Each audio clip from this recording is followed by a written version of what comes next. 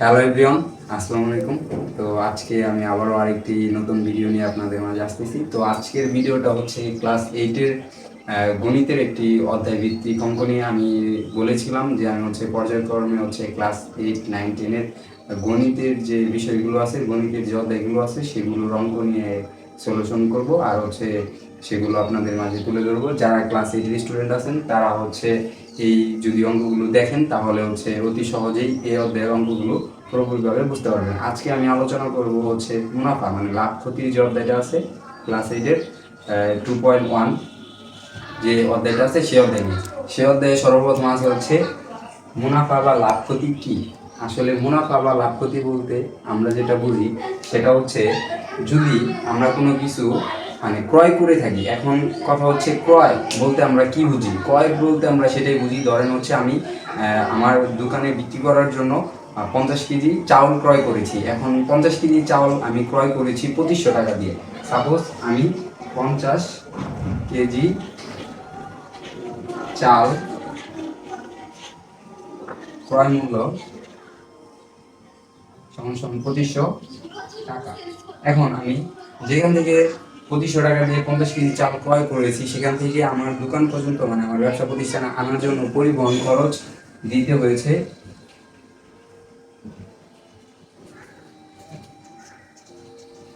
200 টাকা। প্লাস আমি যে দোকানটা ভিতরে ব্যবসা করি সে দোকান ভাড়া প্রত্যেক মাসে আমার 3000 টাকা দিতে হচ্ছে। আনুষঙ্গিক আরো অন্যান্য সব খরচ মিলে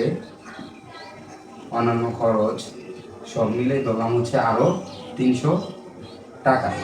সেক্ষেত্রে আমার 50 কেজি চাউলের দাম পড়লো 3000 টাকা। এটা মোট ক্রয় মূল্য।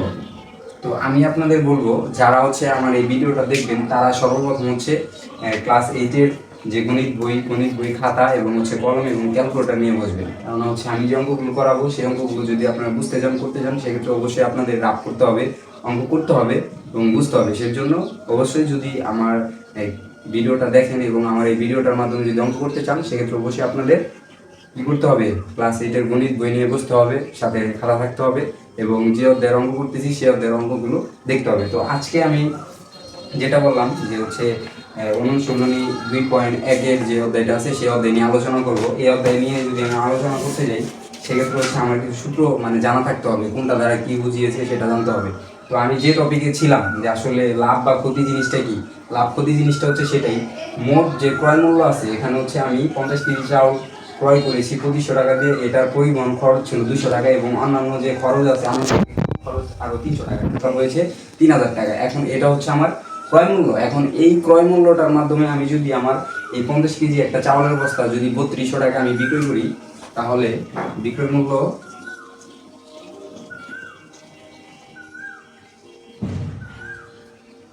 3200 টাকা। সেক্ষেত্রে আমার লাভ সমান সমান আমরা জানি বিক্রয় মূল্য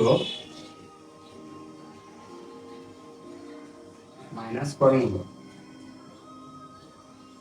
তাহলে এখানে বিক্রয় মূল্য 3200 টাকা মাইনাস ক্রয় মূল্য 3000 টাকা, এত টাকা সমান সমান 200 টাকায় কি আমার লাভ হয়েছে। এটাই কি আমার অ্যান্সার। এখন এটা আমরা তাহলে কি বুঝলাম, লাভ বা ক্ষতি যদি আমরা কোনো কিছু বের করতে যাই সেক্ষেত্রে আমার কি করতে হবে, আমার যে মোট ক্রয় মূল্য রয়েছে তারপরে সেই ক্রয় মূল্যর সাথে অন্যান্য যে খরচ রয়েছে সেটা যোগ করে আমি যেটা পাবো সেটা মোট ক্রয় মূল্য। এবং যদি সেটা আমি লাভে বিক্রি করতে পারি, যদি 3000 টাকা দিয়ে আমি ক্রয় করেছি, আমি 3200 টাকায় বিক্রি করেছি, এখানে আমার 200 টাকা লাভ হয়েছে। এখন আমি যদি এই 3000 টাকার পণ্য 3000 টাকায় বিক্রি করতাম তাহলে আমার লাভ ক্ষতি কোনোটাই হতো না। যদি আবার 3000 টাকার পণ্য আমি 2800 টাকায় বিক্রি করতাম বা 2700 টাকায় বিক্রি করতাম তাহলে আমার 300 টাকা ক্ষতি হতো। এটাই এক কথায় লাভ এবং ক্ষতি বোঝার উপায়। আপনারা আশা করি লাভ ক্ষতি কিভাবে বের করতে হবে এবং লাভ ক্ষতি জিনিসটা কি, ক্ষতি জিনিসটা কি সেটা বুঝতে পেরেছেন। তো এখন আমরা চলে যাব যে ক্লাস 8-এর 2.1 যে অধ্যায়টা আছে লাভ এবং মুনাফার অধ্যায়, সেই অধ্যায়ের অঙ্ক করার জন্য আমাদের কি কি জানতে হবে। চলুন আগে আমরা জেনে নিই যে আসলে আমাদের কি কি জানা দরকার। যে ক্লাস 8-এর অনুশীলনী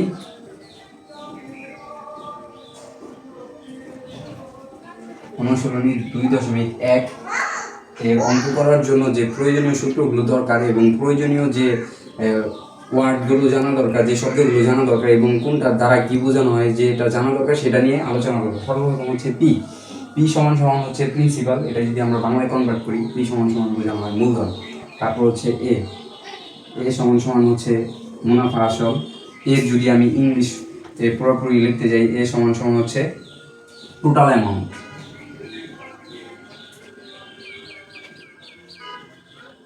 বা হচ্ছে মুনাফা আসল। তারপর হচ্ছে আর। আর সমান সমান বোঝানো হয় হচ্ছে রেট, রেট অফ ইন্টারেস্ট। আর এ টি, রেট অফ ইন্টারেস্ট, INTEREST। আর সমান সমান বোঝানো হয় রেট অফ ইন্টারেস্ট, যেটা হচ্ছে আমরা বাংলায় বুঝি মুনাফার হার। তারপর হচ্ছে আই।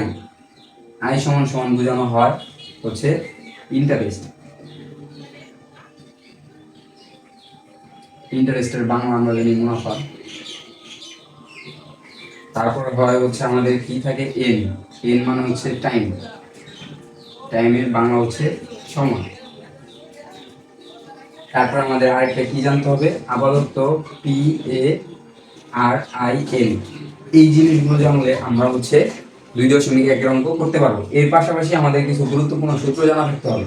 যেমন হচ্ছে 1 নম্বরে আমরা বলতে পারি হচ্ছে আই সমান সমান কি। আই সমান সমান হচ্ছে PRN। তারপর হচ্ছে এ সমান সমান কি। এ সমান সমান হচ্ছে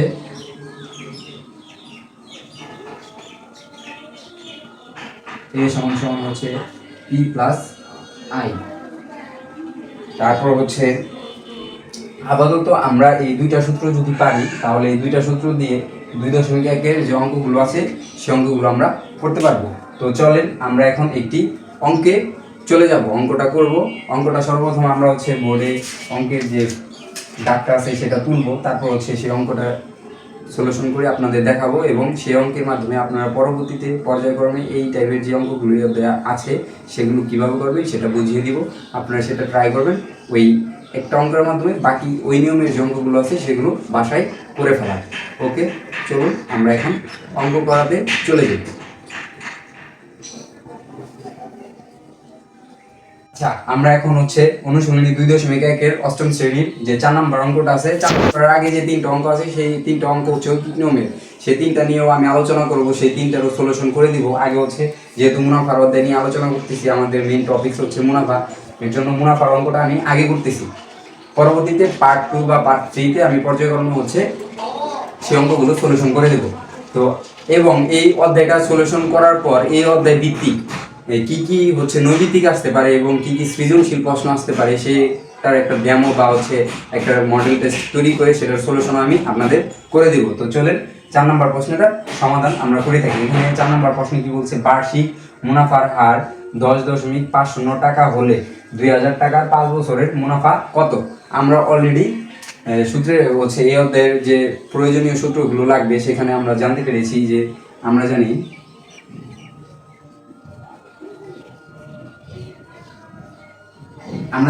এখানে কি বলছে মুনাফা কত, যে বার্ষিক মুনাফার হার 10.50 টাকা হলে 2000 টাকার 5 বছরের মুনাফা কত। আমরা জানি মুনাফা সমান সমান আই। মুনাফা সমান সমান কি আই, আর আই সমান সমান সূত্র কি PRN। তাহলে আই সমান সমান কি হবে PRN। এখন এখানে আমরা ভাগ করে নিব যে এখানে আই সমান সমান পি সমান সমান কি মূলধন। এখানে হচ্ছে আমার মূলধন কত 2000 টাকা। 2000 টাকার 5 বছরের মুনাফা কত, তার মানে এখানে আমার কত মূলধন বা আসল কত, আসল হচ্ছে 2000 টাকা। তারপর হচ্ছে এন মানে কি সময়, সময় কয় বছর 5 বছর। তারপর হচ্ছে মুনাফার হার, মুনাফার হার মানে কি আর, আর মানে মুনাফার হার কত 10.50 টাকা। এটাকে যদি আমি পার্সেন্টেজে হচ্ছে কনভার্ট করি বা 0.105 এটা আসবে। যদি এটা হচ্ছে ক্যালকুলেটর করি, এটা হচ্ছে যদি আমি 10.50 ভাগ হচ্ছে 100, তাহলে 0.105 এটা আসে। এখন আমাদের আয় সমান সমান কি হোয়াট, আমাদের মুনাফা এটা লাগবে। এখন হচ্ছে বা আয় সমান সমান পির মান কত 2000 টাকা, আমি বসাই দিলাম 2000 টাকা ইন্টু আর এর মান কত 0.105, 0.105 ইন্টু হচ্ছে এর সময় কত 5 বছর বসে গেল, বা আয় সমান সমান এখন 2000 ইন্টু 0.1105 ইন্টু 5, যদি আমরা ক্যালকুলেশন করি তাহলে কত হয় 1050 টাকা। সুতরাং আয় সমান সমান 1050 টাকা। তো মুনাফা 1050। তো আমার এখানে মানে বাংলা ইংলিশ হচ্ছে মিক্স হয়ে আসতেছিল, এটা হচ্ছে আসলে সবসময় আমার ইংলিশেই ম্যাথ করার অভ্যস্ত, কিন্তু হচ্ছে ক্লাস 8-এর যে গণিত বই সেখানে আমি দেখলাম অঙ্কগুলো বাংলাতেই করা। তো আমি যদি মানে ইংলিশ এবং বাংলা মিক্সার করে লিখি আসলে ব্যাপারটা অন্যরকম হয়ে যাবে, এর জন্য আমি ট্রাই করতেছিলাম বাংলাতেই লেখার, মানে যে অঙ্কের যে ওয়ার্ডগুলো আছে সেগুলো বাংলাতে লেখার। তো আপাতত আমি বাংলাতেই লিখছি, যদি পর্যায়ক্রমে এটা আমি হচ্ছে আরও সার্চ বা হচ্ছে রিচার্জ করে দেখবো, যদি ইংলিশে লেখা যায় সেক্ষেত্রে আমি পরবর্তীতে আস্তে আস্তে ইংলিশে লিখে দিব। তো এই যে আমি হচ্ছে করলাম, এখানে হচ্ছে 2000 আমি পেলাম কোথায়, আমি জানি আসল কত 2000 টাকা এখানে বসিয়ে দিয়েছি, মুনাফার হার কত 0.105 এটা এখানে বসিয়ে দিয়েছি, এর মানে কত সময় 5 বছর বসিয়ে দিয়েছি। এখন এই তিনটা যদি আপনারা ক্যালকুলেশন করেন অটোমেটিক এটার রেজাল্ট আপনারা পেয়ে যাবেন 1050 টাকা।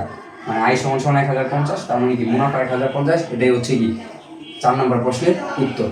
তো এই যে মুনাফা কিভাবে আমরা বের করলাম, 5 নম্বর অঙ্কটা সেম একই। 5 নম্বর অঙ্কটা আপনাদের বাড়ির কাজ থাকবে, 5 নম্বর অঙ্কটা আপনারা করবেন, করে হচ্ছে আমাকে কমেন্ট বক্সে জানাবেন।